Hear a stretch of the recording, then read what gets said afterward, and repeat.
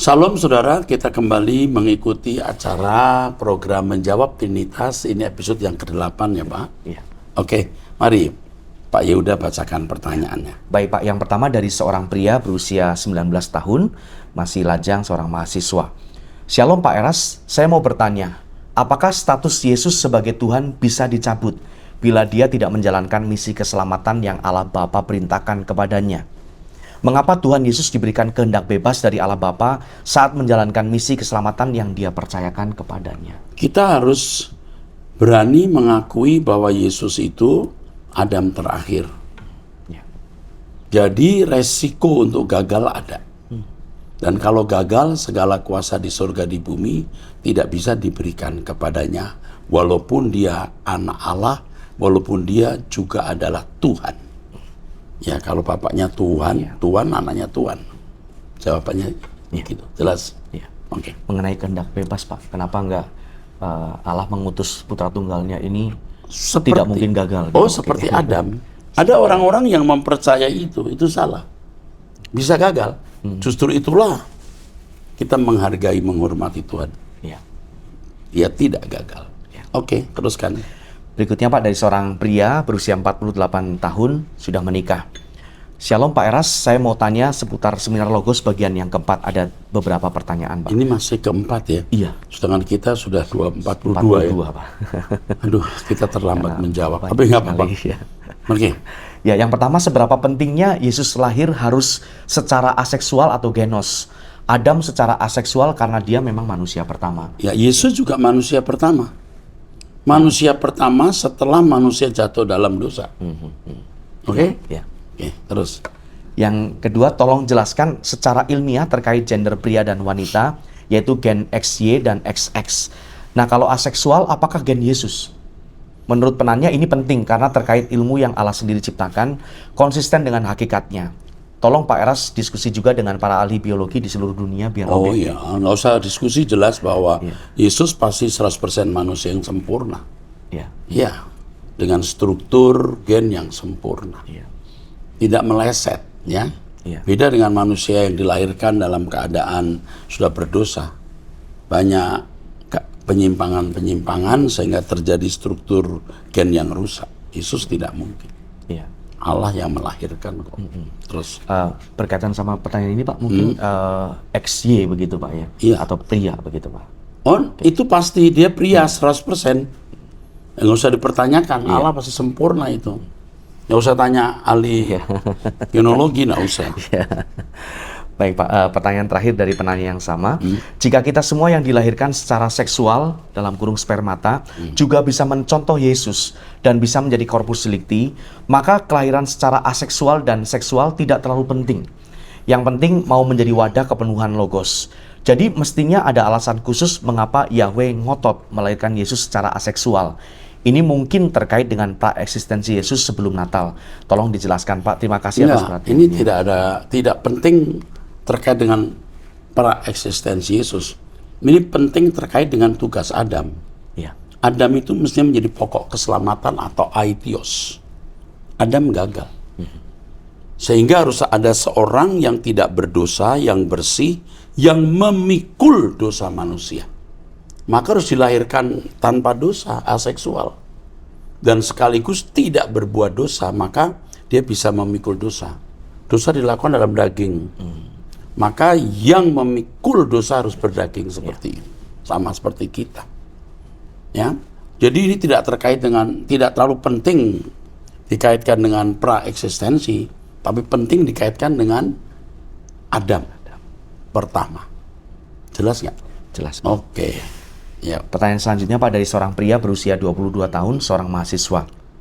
Pertanyaan saya, ketika Yesus lahir dan bertumbuh, apakah dia sudah tahu bahwa dirinya adalah utusan itu, sehingga dia menjadi tahu harus melakukan apa saja agar tidak berdosa? Tidak mungkin Maria tidak memberitahu. Ya. Maria pasti beritahu. Kamu ini bukan anak papi mami Yusuf ya. Kamu bukan anak papi Yusuf, mami Maria. Kamu anak Allah yang menjadi juru selamat. Pasti. Jadi tahu dia. Ya. Oke, terus. Pertanyaan selanjutnya dari seorang pria berusia 19 tahun. Ini ada cukup banyak pertanyaan Pak. Yang pertama, apakah Kejadian 1 ayat 26 menunjukkan eksistensi Tuhan Yesus sebelum berinkarnasi ke dunia. Mungkin kata kita itu, Pak. Kata kita nanti saya jelaskan dalam satu seminar. Ya. Tapi yang jelas, kata kita di situ tidak pasti apakah Yesus ikut di dalamnya. Ya. Kalau Yesus salah satu anak Allah, Beni Elohim, mungkin ya. Ya. Tapi jangan memandang bahwa kita itu Bapa, Anak, Roh Kudus. Itu yang tidak tepat. Oke, terus. Yang kedua, mengapa kata Elohim Yahweh hanya mengacu kepada Allah Bapa saja? Ya memang di seluruh Alkitab itu datanya. Ya. Nggak ada data lain. Ya. Oke.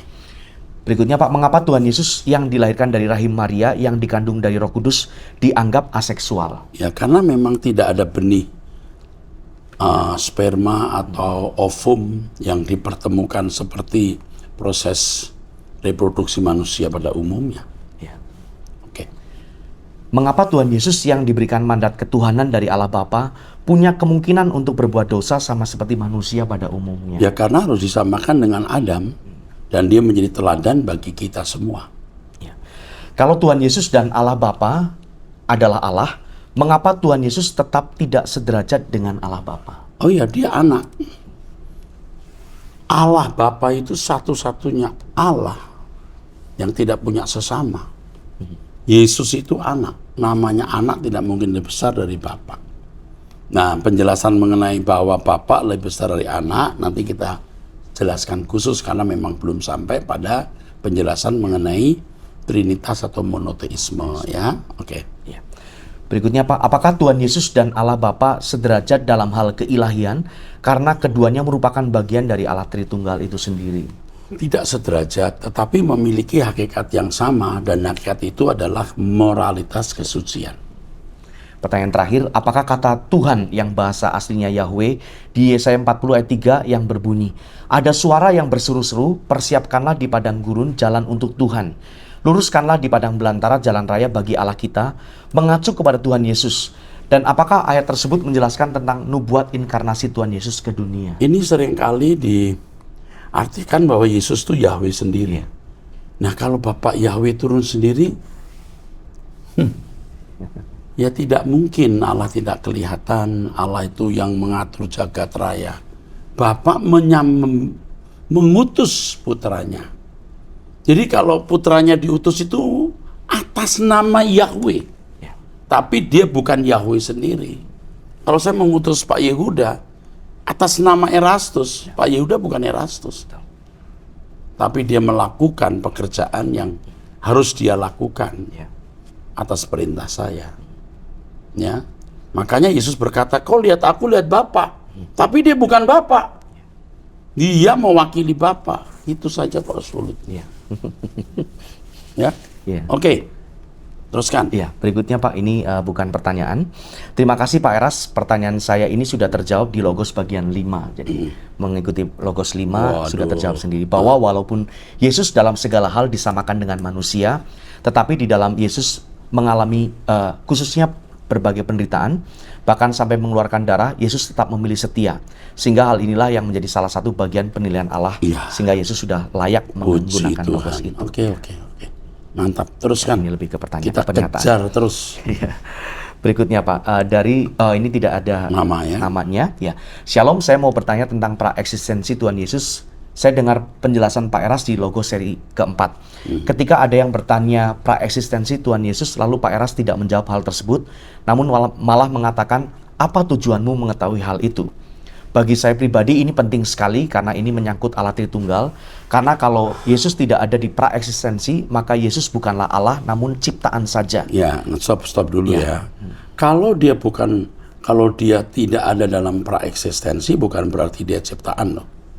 Dia ada dalam diri Bapa yang dilahirkan oleh Bapa. Ya. Dilahirkan pada hari ini itu dalam perjalanan waktu. Terus apa tujuanmu mengetahui hal itu? Ya saya bertanya, bukan merendahkan. Sebab yang penting adalah kehadiran Yesus dalam sejarah. Bukan siapa dia sebelumnya. Karena penghormatan kita kepada Tuhan Yesus sekarang ini, dia adalah Tuhan kita, Raja kita. Dan kita harus mengenakan hidupnya seperti ketika dia hidup 2000 tahun yang lalu. Itu penghormatan. Kalau pakai cara lain ya silahkan kan. Oke, teruskan. Lalu bagaimana dengan ayat firman Tuhan ini? Yohanes 17 ayat 5. Oleh sebab itu ya Bapa, permuliakanlah aku padamu sendiri dengan kemuliaan yang kumiliki di hadiratmu sebelum dunia ada. Ini masih Logos 4. Keempat, Pak. Ya. Saya sudah jelaskan ayat ini. Sudah. Ya. Permuliakan anakmu itu, aku siap naik ke tiang salib. Ya. Dan kalau aku siap, kemuliaan yang kau sediakan sebelum dunia dijadikan menjadi milikku. Ya. Bukan berarti itu sudah dimiliki. Ya. Itu disediakan bagi dia yang menderita. Seperti sekeping mata uang.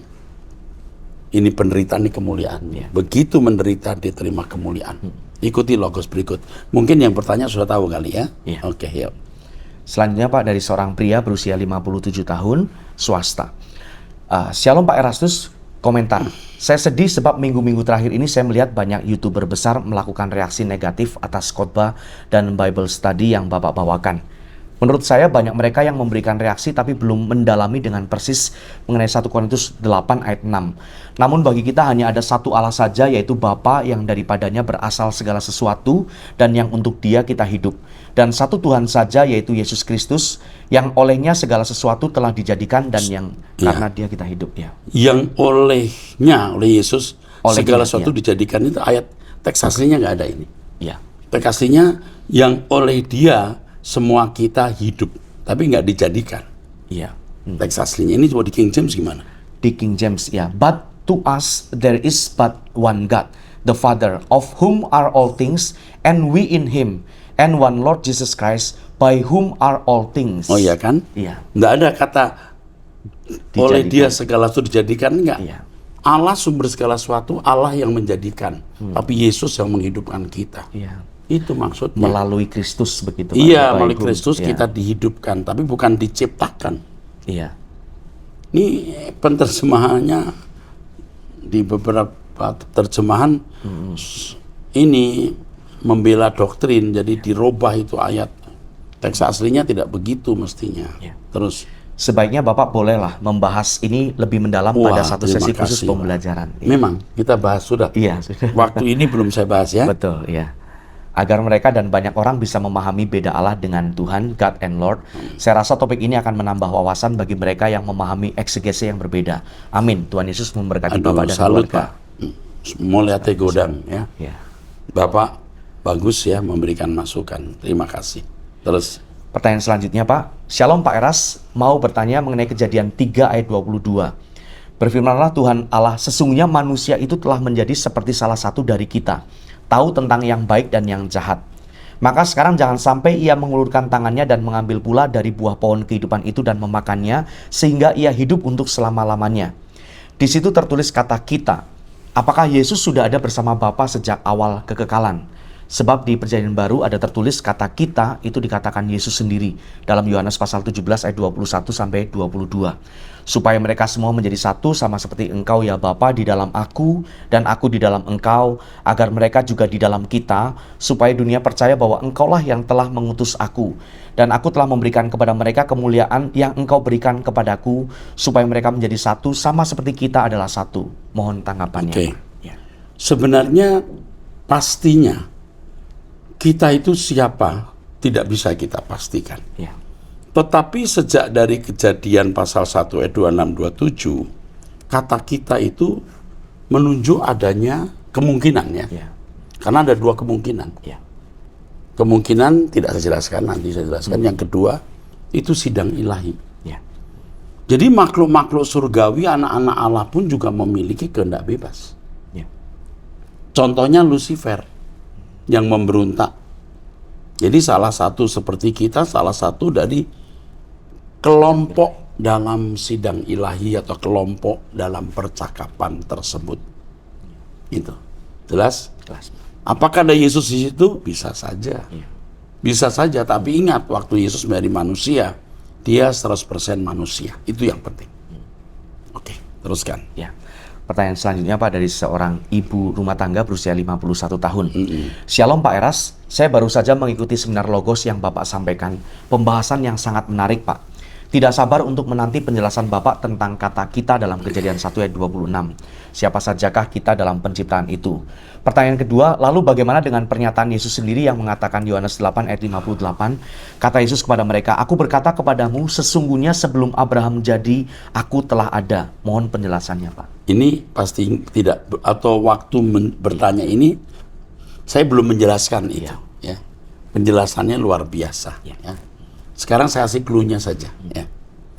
Yesus selalu menyampaikan sesuatu dari Bapa, bukan dari dirinya.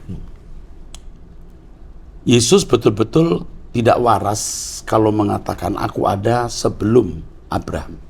Orang-orang itu tahu dia anak Maria Yusuf, dia lebih muda dari orang-orang itu. Pasti maksudnya tidak demikian. Ayat sebelumnya kalau kita baca, ya, Tuhan Yesus berkata hal-hal yang harus dipahami secara filosofis. Dagingku benar-benar makanan, darahku benar-benar minuman, ya. Kamu bukan berasal dari dunia ini. Ini semua kan harus dipahami secara filosofis karena memang Injil Yohanes ditulis untuk melawan Gnostik, melawan filsafat Yunani dengan memperkenalkan logos. Logos itu ada sebelum Abraham ada. Ya. Nah itu clue yang saya berikan. Tidak mungkin Yesus konyol, saudara-saudaraku. Ya. Mesti mengikuti apa yang saya jelaskan selama 1 jam lebih untuk khusus kalimat ini. Ya, khusus kalimat ini. Jadi Yesus ada sebelum Abraham ada, pasti tidak bermaksud menunjukkan dirinya. Pasti menunjukkan logos. Karena memang temanya logos. Oke. Tapi tidak sedangkal ini ya. Lebih lengkap. Ikuti ya, di seri berapa begitu. Oke. Teruskan. Baik Pak, pertanyaan selanjutnya. Shalom Bapak, izin bertanya terkait Amsal 8 ayat 22 sampai 31. Tuhan telah menciptakan aku sebagai permulaan pekerjaannya, sebagai perbuatannya yang pertama-tama dahulu kala. Sudah pada zaman purbakala aku dibentuk, pada mula pertama sebelum bumi ada. Setia dan seterusnya. Apakah hikmat itu merupakan personifikasi dari Yesus, atau memang itu adalah hikmat Allah sendiri dalam kurung logos Allah yang merujuk kepada Allah sendiri? Karena seolah-olah di sana dikesankan bahwa dibedakan antara Tuhan Yahweh dan hikmat yang oleh kebanyakan Trinitarian dipersonalisasikan sebagai Yesus. Iya, dipaksakan itu personifikasi Yesus. Kalau Yesus itu hikmat sendiri, maka tidak akan dikatakan Yesus penuh hikmat, makin bertambah hikmatnya. Lalu di dalam Alkitab ada di dalam Perjanjian Baru dikatakan Allah yang penuh hikmat. Teks aslinya nggak ada kata penuh, ini juga nggak tahu gimana ini penterjemahan. Allah itu hikmat itu sendiri. Hikmat itu lebih menunjuk kepada hikmat Allah atau logos, bukan pribadi. Kalau nggak salah hikmat itu gendernya feminin. Betul ya? Betul. Feminin loh. Ya, feminin. Feminin. Ya betul kan? Hokmah itu feminin ya, bukan maskulin. Jadi sangat besar bukan Yesus. Tuhan itu luar biasa membuat clue-clue penting ya. Oke, teruskan. Ya, ini kalimat terakhirnya, maju terus Bapak, kebenaran logos ini sungguh mengentarkan saya untuk berjuang serupa dengan Tuhan Yesus. Amin. Ini kalau orang-orang rendah hati, yang nuraninya baik, begini ya. Oke. Pertanyaan selanjutnya dari seorang ibu rumah tangga. Shalom Pak Erastus, cuman mau men-sharingkan pengalaman saya mendengarkan seminar logos ini. Jujur saya sangat diberkati, hati saya selalu bergetar setiap mendengar, bahkan tadi pagi setelah saya mendengar yang sesi 5 saya menangis. Penghormatan saya kepada Tuhan Yesus tidak berkurang tetapi bertambah. Ya kan, bukan merendahkan Yesus. Ini orang yang pikirannya sudah ya enggak jelas ya. Kok bisa merendahkan loh. Enggak. Terus luar biasa hebat Yesus saat menjadi manusia. Ini pun menjawab pergumulan hati saya yang dahulu-dahulu mengenai Matius 4 ayat 8. Yesus dicobai iblis. Semua itu akan kuberikan kepadamu jika engkau sujud menyembah aku. Dulu saya berpikir, ya tentu saja Yesus nggak mau. Yesus sudah pernah tinggal di surga yang jauh lebih megah. Untuk apa memilih dunia yang nggak ada bandingannya? Tapi sekarang saya baru menyadari, luar biasa kuat, teguh, gigihnya iman Yesus, sehingga dia taat kepada Bapa sampai mati. Iya. Segala kuasa di surga di bumi diberikan. Berarti sebelumnya belum punya dia. Itu aja kok repot loh. Teruskan. Menggenapi juga firman-Nya, berbahagialah orang yang tidak melihat namun percaya. Amin. Terima kasih untuk seminar ini Pak. Semoga Pak Erastus terus diberi kekuatan, keteguhan, dan kegigihan yang sama seperti Yesus dalam memberitakan kebenaran. Sehat selalu untuk Bapak dan keluarga. Tuhan Yesus memberkati. Ya. Oke. Selanjutnya, Udah ya. Thank you Ibu. Thank you untuk dukungannya. Terus. Ya, selanjutnya dari seorang pria berusia 31 tahun, single, seorang karyawan. Shalom, saya sudah mengikuti seri Suara Kebenaran Logos selama 4 sesi. Pada sesi keempat, timestamp khotbah sekian ini, Pak Eras mengungkapkan bahwa konsep Yesus sejajar dengan Allah baru dirumuskan di Konsili Nisea, dan Pak Eras tidak percaya dan tidak terima terhadap rumusan kesejajaran Yesus dengan Allah tersebut. Dulu saya terima. Buku-buku saya semua mengarah ke situ. Tapi sekarang saya tidak. Tetapi saya teringat satu ayat, tepatnya Filipi 2 ayat 6-7 yang berbunyi, yang walaupun dalam rupa Allah tidak menganggap kesetaraan dengan Allah itu sebagai milik yang harus dipertahankan, melainkan telah mengosongkan dirinya sendiri dan mengambil rupa seorang hamba dan menjadi sama dengan manusia. Sekilas penjelasan Pak Eras bertolak belakang dengan Filipi 2 ayat 6 yang menyatakan Yesus setara dengan Allah. Ya, waktu itu belum saya jelaskan. Sebenarnya terjemahannya tidak begitu. Yesus tidak memandang atau memikirkan bahwa kesetaraan dengan Allah itu sebagai sesuatu yang bisa diambil, dirampok, harpagmos. Begitu. Bukan dipertahankan, dirampas. Teks aslinya itu begitu. Jadi ini salah kalau dipahami. Dia pernah memiliki keadaan setara. Enggak. Makanya dikatakan, hendaklah kamu dalam hidupmu bersama menaruh pikiran dan perasaan yang terdapat juga dalam Kristus. Yesus sudah mencapai morfe atau keadaan tak bersalah ya. Tapi dia tidak melampaui Allah, dia tetap menundukkan diri. Kalau pengosongan diri itu dari kesetaraan lalu jadi manusia, kita tidak bisa contoh. Itu mah sudah jelas kok. Logika sederhana sudah bisa tahu. Miliki pikiran perasaan Kristus. Dari manusia yang tidak bersalah tetap merendahkan diri. Itu yang penting. Bukan dari Allah menjadi manusia. Kita nggak pernah jadi Allah. Tidak bisa mencontoh lah. Tidak apple to apple. Ya kan? Nah itu sederhana sekali. Itu aja kok repot ya. Mestinya bisa ngerti. Terus. Berikutnya Pak, ini bukan pertanyaan. Terima kasih untuk pencerahannya. Pertanyaanku terjawab karena dulu saya menganggap manusia tidak mungkin bisa seperti Yesus. Karena Yesus Tuhan, bukan manusia. Dalam pemikiran saya dulu, Allah menjelma jadi manusia. Berarti Yesus punya kemampuan ekstra tidak seperti manusia pada umumnya. Iya. Jadi kalau dikatakan firman menjadi manusia itu teksnya bukan begitu. Firman menjadi daging. Ya, masuk dalam daging. Itu tidak mistik. Lewat pergumulan bagaimana dagingnya ditundukkan pada kehendak Roh. Terus. Selanjutnya Pak, apakah ayat-ayat ini menunjukkan Yesus sebagai Allah 100%? Matius 17 ayat 2, lalu Yesus berubah rupa di depan mata mereka.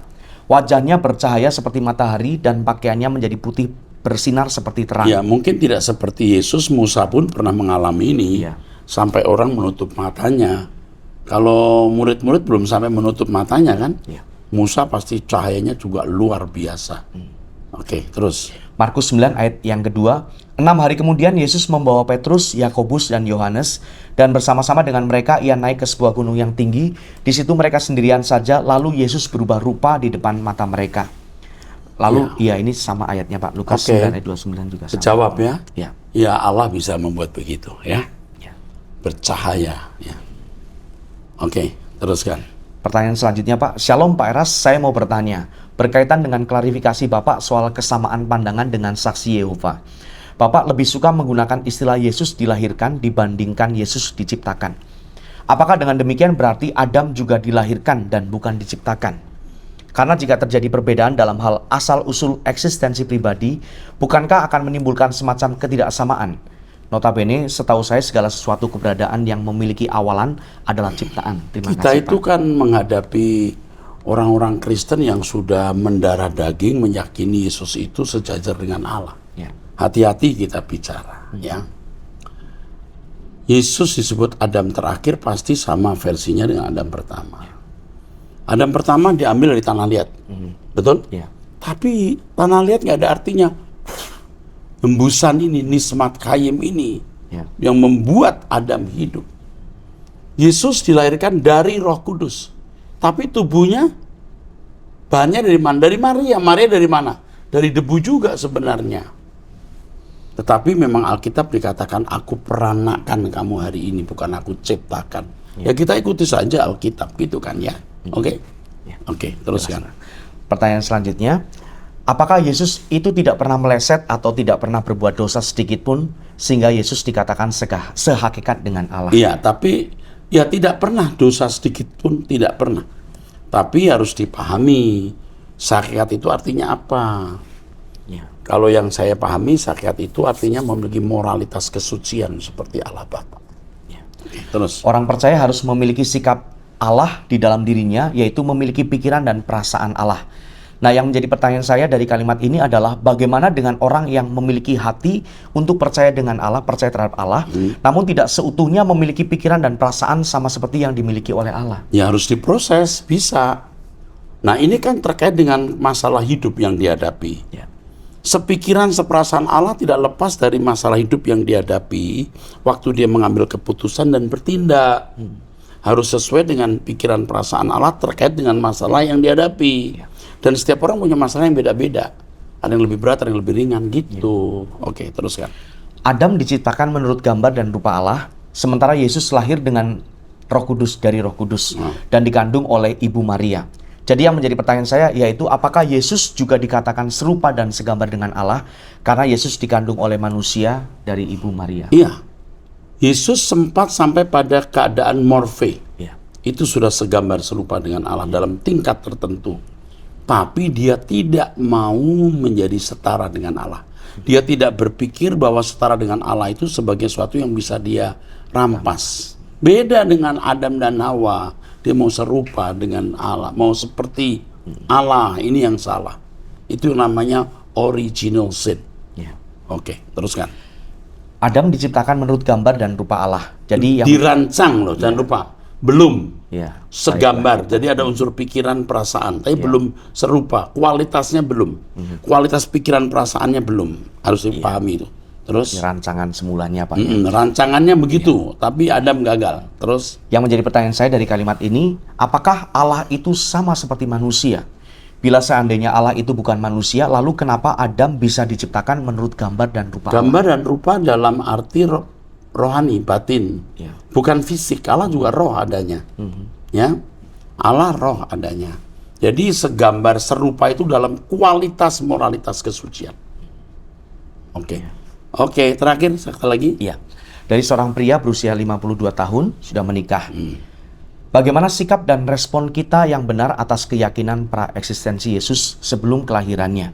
Ada pengajaran tentang teofani atau malak Yahweh, Yohanes 8 ayat 58. Oh iya, ada. Iya. Allah bisa menyatakan di dalam berbagai penyataan yang namanya teofani. Terus? Ya. Mohon penjelasan Pak Eras agar kami memiliki pengharapan dan sikap hati yang benar walaupun Yesus tidak sederajat dengan Elohim Yahweh. Dia tidak sederajat. Itu nggak masalah buat kita. Ya. Justru kita bisa akan menghayati head to head dengan Elohim Yahweh, Bapak, pribadi ke pribadi. Tapi kalau saudara berdoa dengan tiga pribadi yang satu, bingung. Bukan berdoa kepada satu pribadi, satu keberadaan ini. Nah, ketika kita belajar logos dan memahami kebenaran ini, hidup kita akan diubah. Ya. Kita punya pengalaman real head to head dengan Allah. Oke, saya kira cukup di episode yang ke-8 ya. Tuhan memberkati, sampai bertemu di episode yang ke-9. Haleluya.